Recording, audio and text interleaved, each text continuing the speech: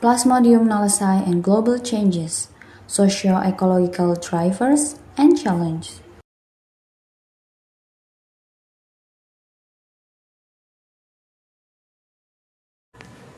Overview of Plasmodium knowlesi.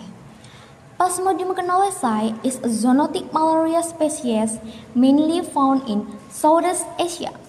It was first identified in macaque in 1932 and reported in humans in 1965 with large outbreak since 2004.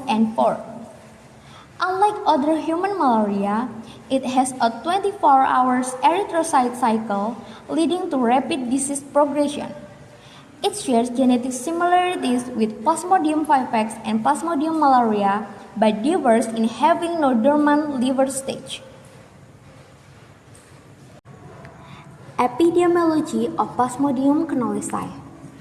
Plasmodium knowlesi is now the most prevalent malaria species in Malaysia, accounting for nearly 87% of all cases. Also, other affected countries include Thailand, Indonesia, and the Philippines. Cases have been rising sharply due to increased human activity near forested area and better detection. In Indonesia, the number of cases increased significantly between 2021 and 2023, but mostly in Borneo and Sumatra. Distribution of vector and reservoir. The primary natural hosts are long-tailed macaques, Macaca fascicularis, and pig-tailed macaques, Macaca nemestrina. The main mosquito vectors include Anopheles latens, Anopheles belabensis, Anopheles cracans, and Anopheles dirus. These vectors typically bite outdoors between 7 and 10 p.m., feeding on macaques in the canopy and human on the ground. Climate change affects mosquito distribution and behavior by altering temperature, humidity, and rainfall patterns. Higher temperatures accelerate mosquito maturation and reproduction, extend the range, and create new breeding sites. This results in increased human vector contact and greater malaria transmission risk, especially in disturbed habitats. So we go to the next slide, land use and transmission. Here, we can see that deforestation and agricultural expansion play a major role in increasing Plasmodium knowlesi transmission.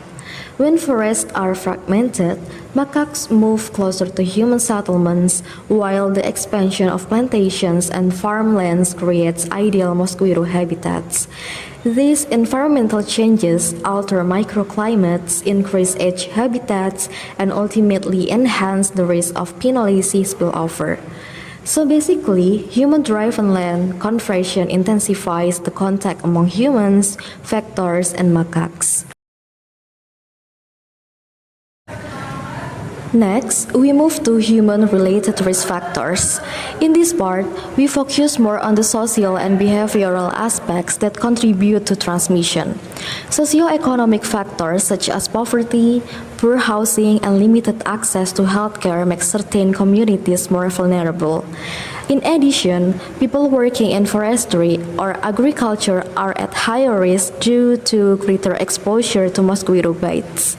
Lastly, behaviors like sleeping outdoors and not using insecticide-treated nets properly further increase the chance of infection. For human-primate interaction, human activities such as hunting, trading, or keeping macaques as pets increase contact with natural reservoirs.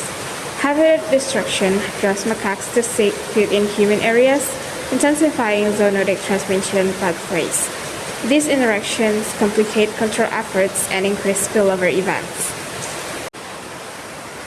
Diagnostic and surveillance hurdles. Plasmodium knowlesi is frequently misdiagnosed as Plasmodium malariae, Plasmodium vivax, or Plasmodium falciparum due to morphological similarities. Traditional microscopy and rapid diagnostic tests, or RDTs, often yield false results because of antigen cross-reactivity. Molecular tools like PCR are more accurate but remain limited in resource-poor areas. Vaccine and treatment challenges. There are no vaccines specifically for Plasmodium knowlesi. Then, antigenic variation complicates the vaccine development and logistical challenges hinder delivery to remote regions. Drug and insecticide resistance further limit treatment and prevention effectiveness. Public health policies and challenges. Control efforts face barriers including underinvestment in research, fragmented malaria programs, and also weak governance. Effective control requires integrated approaches such as strengthening diagnostics, and then environmental monitoring, and intersectoral collaboration.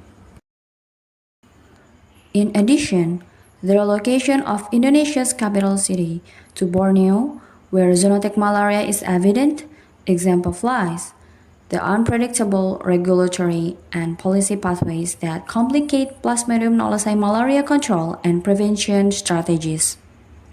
Studies indicate the potential for this newly populated area to become a hotspot for Plasmodium knowlesi transmission due to the presence of both host and vector and now humans. Alright, so we move on to our research progress.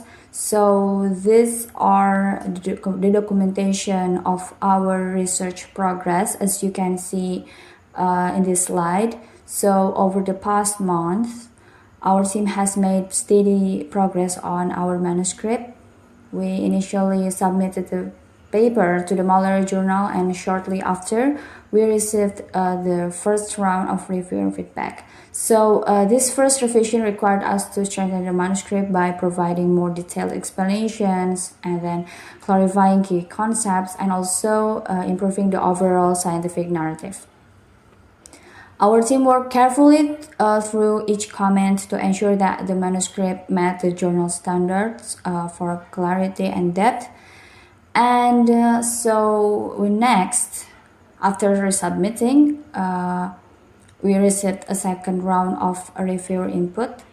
This time, the revisions were focused mainly on formatting, just like the structure, refining the layout, and ensuring consistency with the journal's editorial guidelines. Although these changes were technical, they were essential to prepare the manuscript for the final evaluations. Okay, so we hope for the best. So we have now completed the second revision and successfully resubmitted the updated manuscript, and we are hopeful for a positive outcome, and we appreciate the collaborative effort and dedication of everyone involved throughout this process. And we would also like to express our sincere gratitude to LPPM Universitas Diponegoro for providing essential funding that enabled the completion of this research. And also our deepest appreciation also goes to Professor Han Jin Hee for his generous support and then also essential funding and also the guidance throughout the study. So their contributions have been vital to the progress and success of this research work. Okay, that's all from us. Thank you very much for your attention.